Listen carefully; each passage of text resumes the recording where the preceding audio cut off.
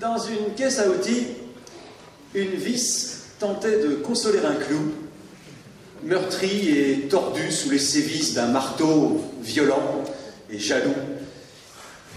Un arrache-pointe l'avait séduit, puis enlevé. Le secret fut percé par une vrille. À la pince arrivait, le fait est arrivé, et celle-ci, avec le pied de biche étant en cheville, en moins d'un tour, la mèche fut vendue à la tenaille, et le marteau là-dessus, dès que la scie la suit aussi. Notre clou infidèle enviait sa voisine, à qui un tournevis faisait tourner la tête. Dépité, enfoncé, prêt à finir en usine ou à se laisser prendre par les premières pincettes, il n'en finissait pas de pleurer sur son sort, dire que j'ai un cousin qui soutient la Joconde.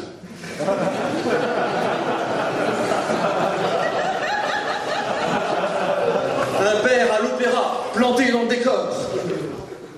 Des ancêtres installés dans des blessures profondes.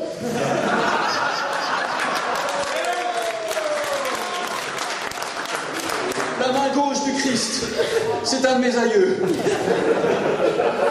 Me voilà écrasé comme une vulgaire punaise. Oh, je ne prétendais pas devenir un grand pieux, ni me faire épouser par quelques clés anglaises. Cessez de vous complaire aux pauvres clous battus, interrompit la vis vertueuse.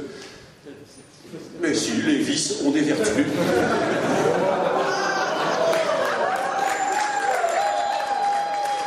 L'existence n'est certes pas glorieuse, mais au lieu de gémir du marteau qui vous frappe, de ce poids du destin auquel nul clou n'échappe, au lieu de vous compter les coups sur la casquette, pensez donc un instant aux dégâts que vous faites.